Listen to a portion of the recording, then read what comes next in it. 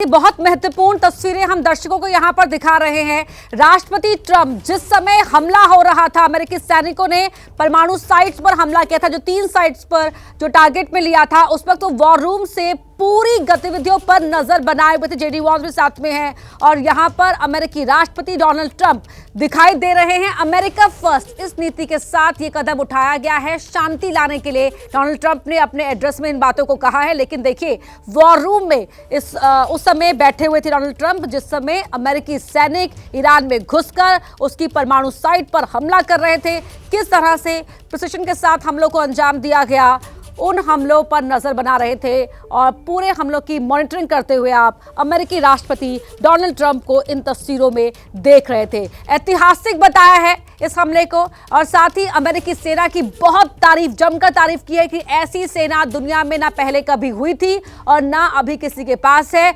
America ने बता दिया है कि क्यों अमेरिका की जो सेना है वो सक्षम है और अगर अब भी ईरान नहीं चेता, नहीं वो युद्ध से पीछे हटा, तो आगे अंजाम भुगतने के तैयार रहे, क्योंकि और भी ऐसी साइट्स हैं जिन पर निशाना जिन्हें बनाया जा सकता है और वो ईरान के लिए और भी खतरनाक रहने जा रहा है। ये बेहद खास, बेहद महत्वपूर्ण तस्वीरें और मेक अमेरिका ग्रेट अगेन, ये जो नारा डोनाल्ड ट्रंप के समर्थक हैं लगातार लगाते रहे हैं और उसी नारे की स्लोगन लिखी हुई कैप पहने हुए यहाँ पर आप अमेरिकी राष्ट्रपति डोनाल्ड ट्रंप को देख सकते हैं। तमाम जो संबंधित विभागों के महत्वपूर्ण अधिकारी हैं वो यहाँ पर बैठे हुए इन तस्वीरों में नजर आ रहे हैं।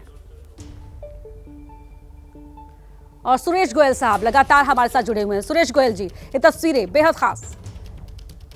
देखिए, मैं कह रहा था तो उस टाइम पर, अब जब अगर ईरान जिसका जवाब देता है तो उसके बाद में उस जवाब में रशिया और चाइना साथ होंगे या नहीं होंगे, इसमें अभी कुछ कहना बड़ा मुश्किल है। हालांकि दोनों ने कहा जरूर है कि ये ईरान अगर यूएसए इस वॉर में आया तो घातक परिणाम होंगे, ये होगा वो होगा, लेकिन रशिया चीन को दोनों मालूम है कि इस एस्केलेशन से उनका भी फायदा होने वाला नहीं है। तो मेरा ख्याल है हमको आज शाम तक मालूम चल जाना चाहिए कि ये जो वॉर है इसमें रशिया चाइना आ रहे हैं या नहीं आ रहे हैं। अगर वो आए तो जाहिर सी बात है कि ये एस्केलेशन बहुत खतरनाक हो गई है।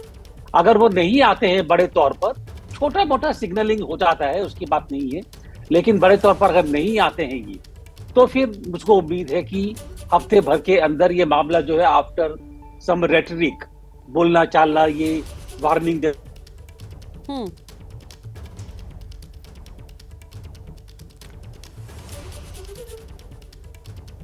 जी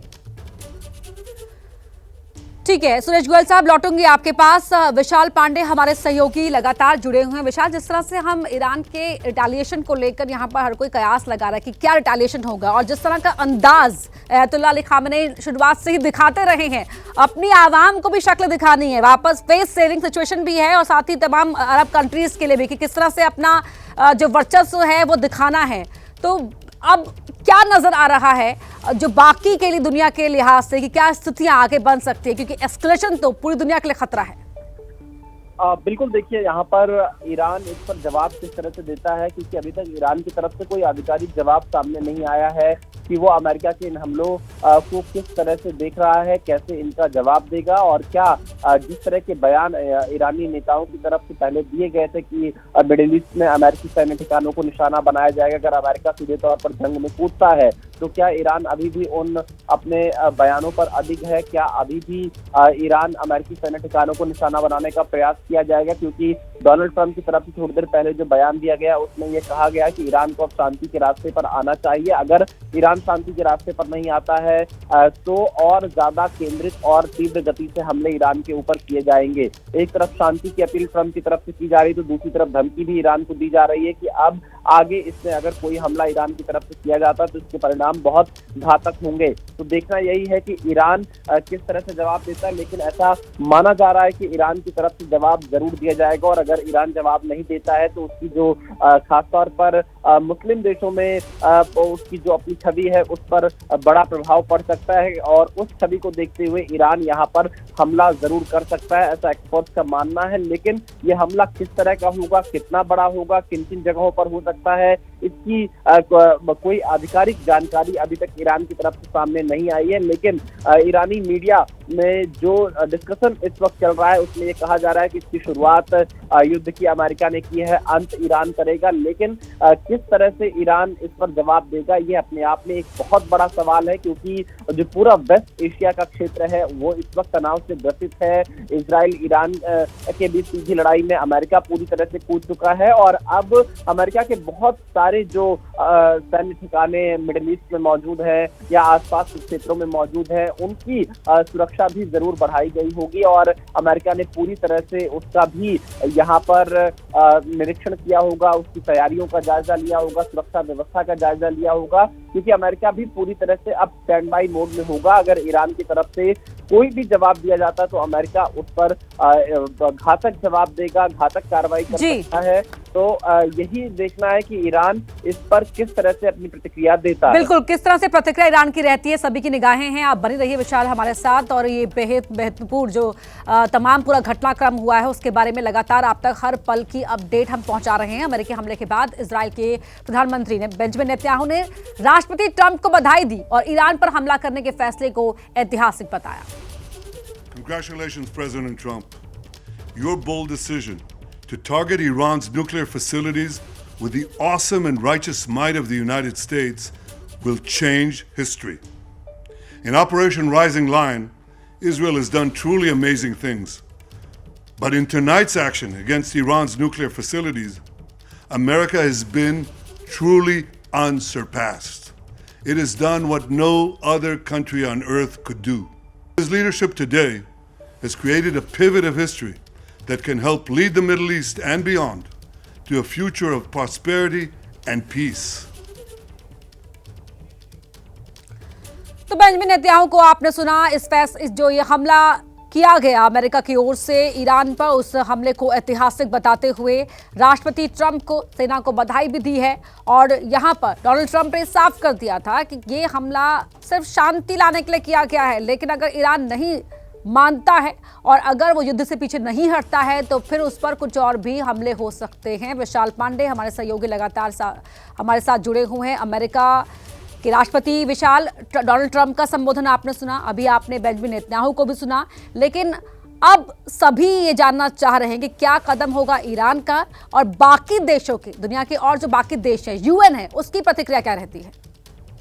बिल्कुल, देखिए संयुक्त राष्ट्र की तरफ से तुरंत तनाव को कम करने की मांग यहाँ पर की गई है। संयुक्त राष्ट्र के महासचिव की तरफ से एक बयान जारी किया गया है जिसमें यह कहा गया है कि तुरंत तनाव को कम करना चाहिए। इस वक्त जो ईरान, इजराइल और अमेरिका के बीच में तनाव है उसको कम करने की अपील संयुक्त राष्ट्र के महासचिव की तरफ से कही गई है। अमेरिका शांति की बात जरूर कर रहा है, लेकिन ईरान के जवाबी कार्रवाई पर सब कुछ निर्भर करेगा कि किस तरह के हालात आगे चलकर ईरान में हो सकते हैं। और यहाँ पर जो आपने संयुक्त राष्ट्र की बात की, वो बयान जो एंटोनियो गुटेरेस है उनकी तरफ से आया है कि जो हालात अभी बन रहे हैं उससे वो काफी चिंतित हैं और एक खतरनाक तनाव की तरफ पूरा क्षेत्र बढ़ता जा रहा है और जो कि पूरे अंतर्राष्ट्रीय सुरक्षा और शांति के लिए एक बड़ा खतरा बन चुका है। और संयुक्त राष्ट्र में मेंबर स्टेट यानी अमेरिका, इजराइल और ईरान जो इस वक्त इस पूरे तनाव का एक हिस्सा बने हुए हैं, इन तीनों ही देशों से यह मांग की है कि तुरंत तनाव को कम करना चाहिए और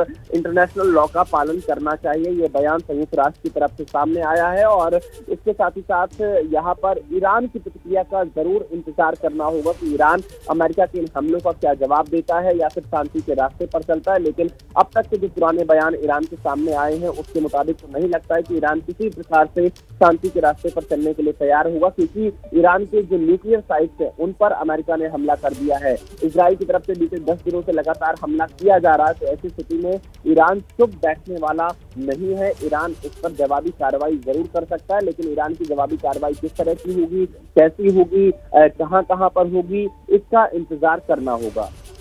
और अगर ईरान के न्यूक्लियर प्रोग्राम की बात करें विशाल, तो उससे पहले ही कहा जा रहा था कि अब कुछ ही हफ्तों में भी जो इस तरह के हथियार जो बना सकता है ईरान, कामयाब रह सकता है उसमें। अब क्या आपको लगता है कि इस हमले के बाद कितना पीछे ईरान हो गया है?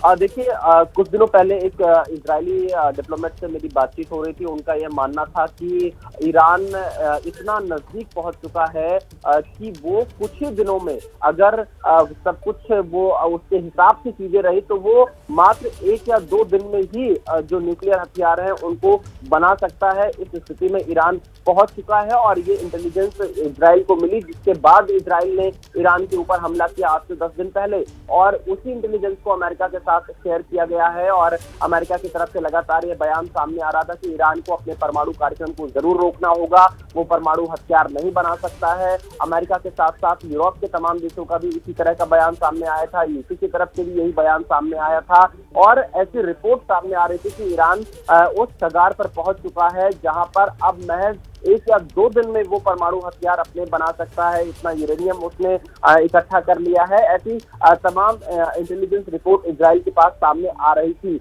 और अब जिस तरह का अमेरिका की तरफ से दावा किया जा रहा है उसके मुताबिक तो उसने ईरान के तीनों जो परमाणु हथियारों के केंद्र हैं, परमाणु हथियारों के ठिकाने हैं, उनको ध्वस्त कर दिया है, जिसकी वजह से ईरान को बड़ा नुकसान पहुंचा है। हालांकि ईरानी मीडिया का एक बड़ा जो हिस्सा है वो यह दावा कर रहा है कि पहले ही उन ठिकानों को खाली कर लिया गया था और ईरान के परमाणु कार्यक्रम को कोई नुकसान नहीं पहुंचा है। लेकिन ईरान की तरफ से आधिकारिक बयान क्या सामने आता है, कितना नुकसान पहुंचा है? अमेरिका कह रहा है कि हमला पूरी तरह से सफल रहा है, उनके परमाणु ठिकानों को ध्वस्त कर दिया है और अमेरिकी जो विमान है वो ईरानी एयर स्पेस से बाहर आ चुके हैं। अमेरिका अब शांति की अपील कर रहा है एक तरफ, दूसरी तरफ ईरान को धमकी भी दे रहा है। तो देखना यही है कि आखिरकार ईरान का रिस्पॉन्स कैसा होता है, ईरान किस तरह से जवाब देता है। सब कुछ पश्चिम एशिया में जो आगे के हालात होंगे वो इसी पर निर्भर करेंगे। बिल्कुल विशाल, लौटूंगी आपके पास। ईरान का रिटेलिएशन क्या रहता है, क्या प्रतिक्रिया रहती है, क्योंकि यहाँ पर डोनाल्ड ट्रंप की ओर से साफ कर दिया गया है कि अगर ईरान अब भी नहीं रुका तो फिर उसके लिए नतीजे और खराब रहने जा रहे हैं।